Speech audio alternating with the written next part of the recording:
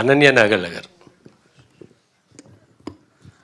మీ మంచితనం ఏంటో మొన్న వరదలప్పుడు, విజయవాడ వరదలప్పుడు చూసాము, విన్నాము. అంటే పెద్ద పెద్ద హీరోయిన్లు తెలుగు ఇండస్ట్రీ నుంచి కోట్లు పట్టుకెళ్ళిన వాళ్ళు కూడా ₹1 సాయం చేయని ఆ తరుణంలో మీరు ఒక 5 లక్షలు ఏపీకి తెలంగాణకి ఇచ్చారు. దానికి ముందుగా మీకు ధన్యవాదాలు.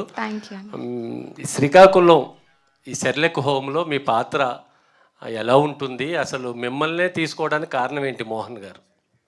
అది మీరు మోహన్ గారిని అడిగితే బాగుంటుంది, పక్కనే ఉన్నారు కాబట్టి.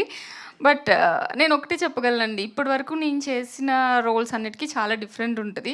ఆబ్వియస్గా ఎవ్రీ సినిమాకి అదే చెప్తున్నాను అనుకోవచ్చు, కానీ ఎవ్రీ సినిమా నేను అలా డిఫరెంట్గా ఉండేలాగా చూస్ చేసుకుంటాను నాకు అనిపిస్తుంది. సో అలా ఒక డిఫరెంట్ కైండ్ ఆఫ్ రోల్ చేశాను.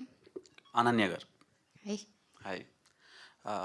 ఈ ఇయర్ ఇది 4th ఫిల్మ్ ఇది. సో ఎలా అనిపిస్తుంది అంటే, ఒక యాక్ట్రెస్ ఒక సినిమా రిలీజ్ అవ్వడానికి చాలా కష్టపడతారు. సో ఇది మీది 4th కాన్సిక్యూటివ్ ఫిలిం. సో ఎలా ఉంది? అండ్ శ్రీకాకుళం షెర్లాక్ హోమ్స్ అనే టైటిల్కి మీరు ఎలా కనెక్ట్ అయ్యారు? ఈ స్టోరీ మీరు ఎలా ఓకే చేశారు? First of all I feel very happy అండి, హ్యాపీ అండ్ లక్కీ ఆల్సో. ఇప్పుడున్న టైమ్స్లో చాలామంది యాక్టర్స్ ఉన్నారు, చాలా బాగా చేస్తున్నారు, చాలా అందరూ బాగుంటారు. సో అలాంటి టైంలో నాకు ఇంత మంచి మంచి రోల్స్ రావడం, నేను చేయడం, అండ్ సినిమాకి ప్రతి సినిమాకి ఒక మంచి యూనిక్ నేమ్ రావడం అనేది I feel so happy and lucky about it. Srikakulam Sherlock Holmes విషయానికి వస్తే, నేను ఇందాక చెప్పినట్లు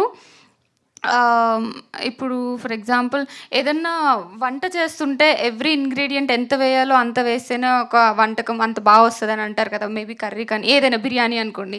సో అలా శ్రీకాకుళం షెర్లాక్ హోమ్స్ అనే ఫిల్మ్ని మా మోహన్ గారు చాలా బాగా క్యూరేట్ చేశారు.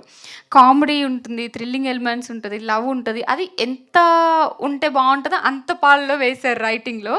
సో అది నాకు చాలా ఇంట్రెస్టింగ్గా అనిపించిందండి. సో అండ్ ఆల్సో నా రోల్ కూడా చాలా డిఫరెంట్గా ఉంటుంది ముందు చేసిన ఫిల్మ్స్ అన్నిటికంటే. సో ఈ 2 reasons. All the best. Vamshi గారు.